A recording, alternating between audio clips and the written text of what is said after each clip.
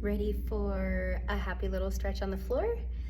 I think that sounds good for the day. How about starting with horrible spine stretch? Even though it's got the word horrible in it, we all know it's our favorite thing, so let's try it.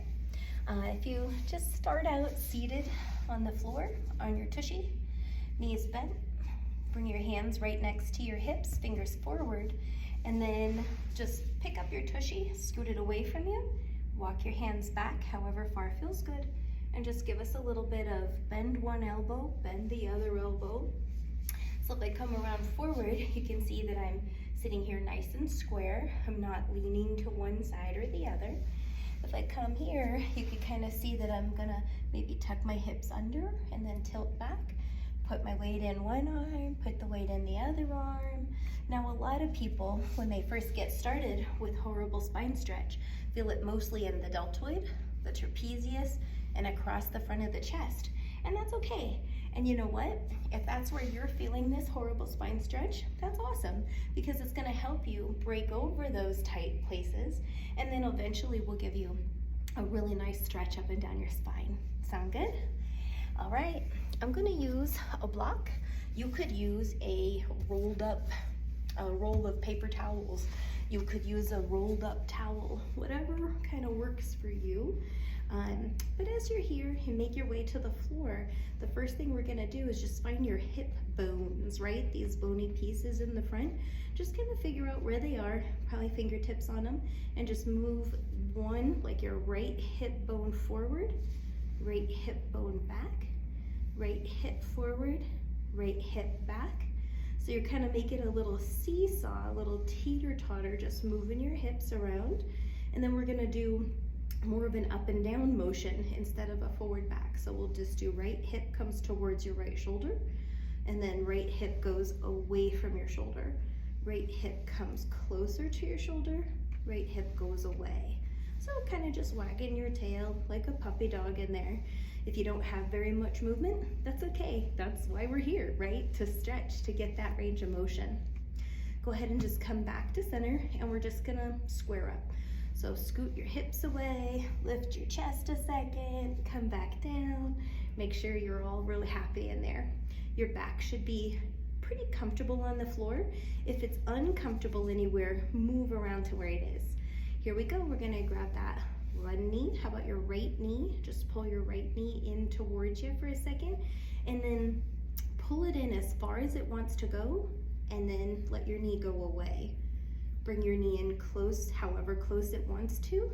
We're gonna inhale as the knee goes away, and we're gonna exhale as the knee comes closer.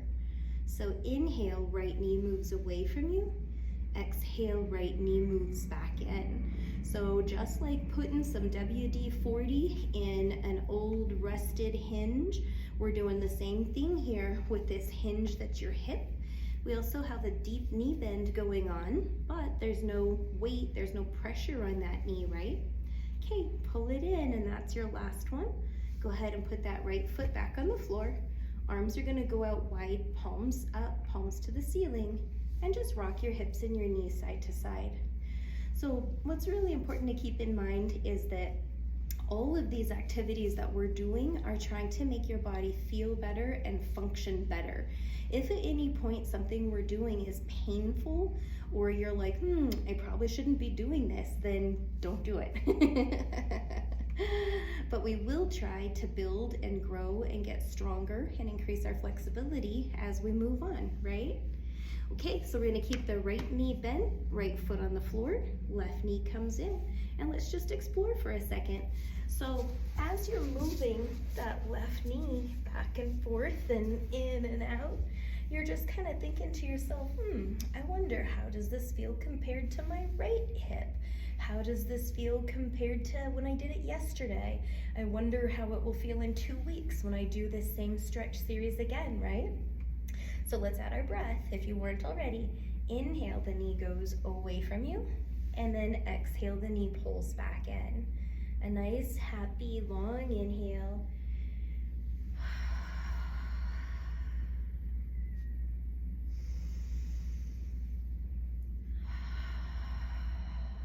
So I don't know about you, but my right hip is the one that's got all the pain, all the tightness, all the dysfunction. But it doesn't mean that I shouldn't give this left side just enough love, or the same amount of love, same amount of respect, because probably this left leg, left hip has to compensate a lot for the right, right?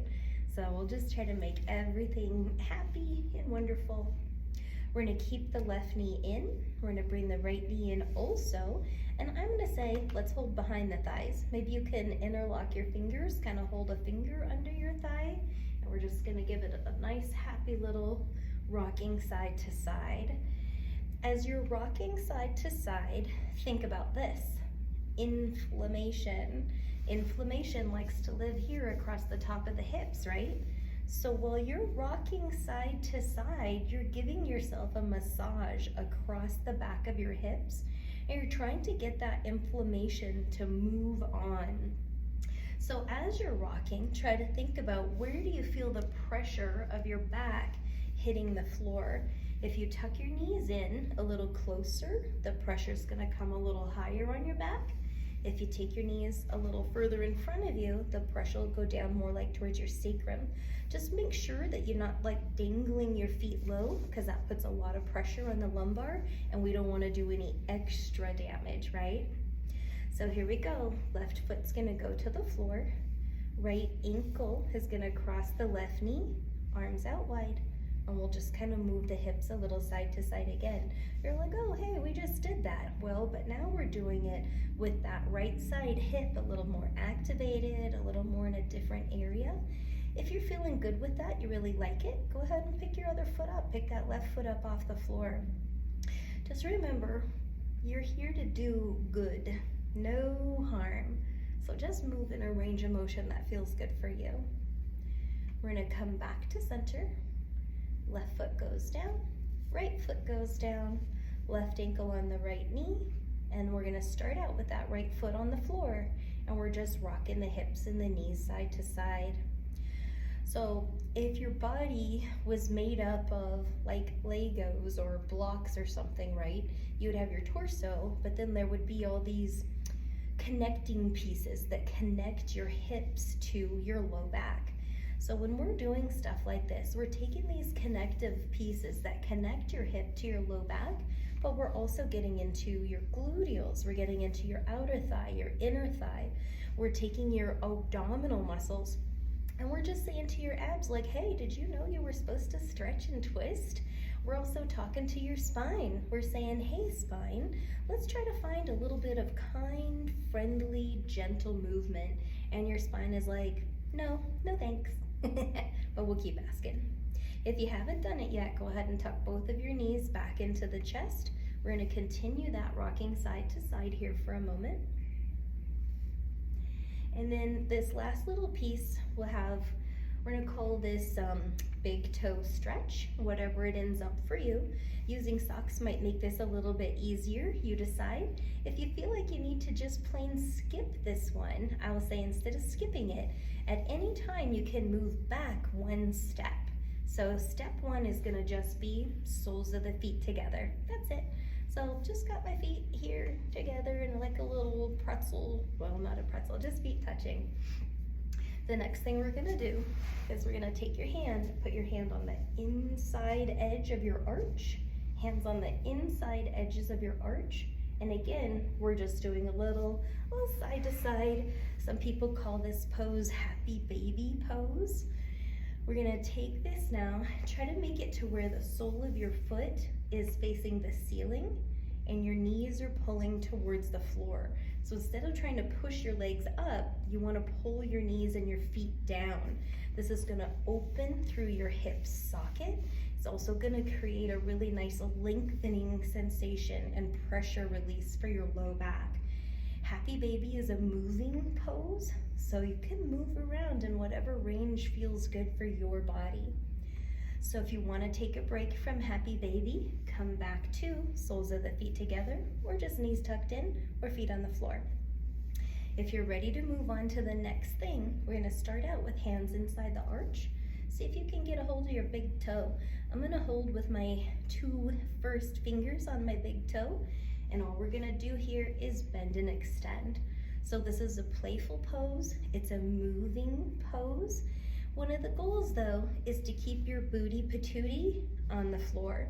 So what I'm not doing is this. And some people are like, Jen, I'm so tight that when I do that movement, my butt comes up automatically. Well, here's the thing.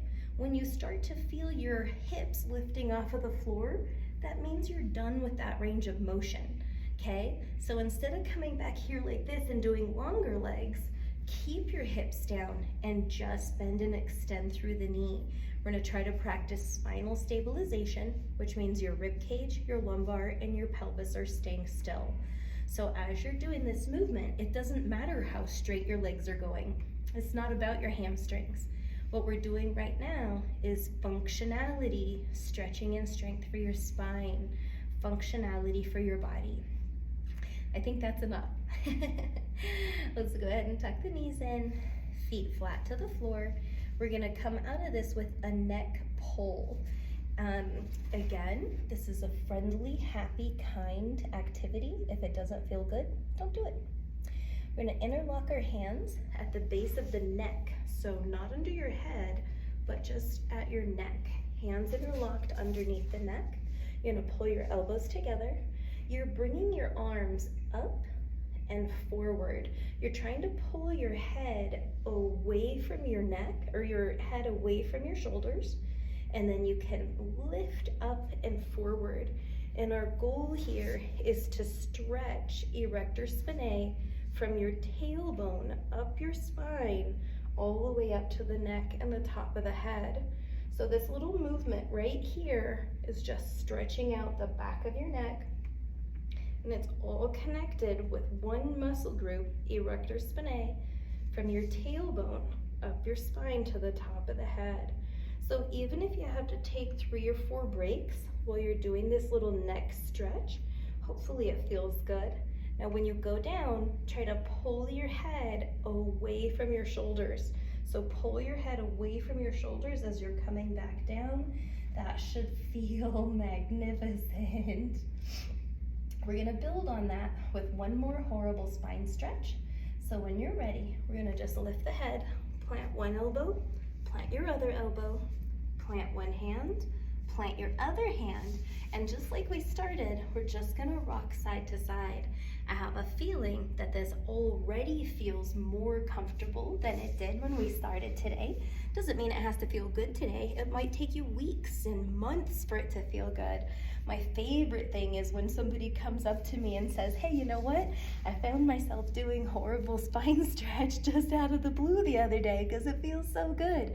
Those are like huge victory days in my world.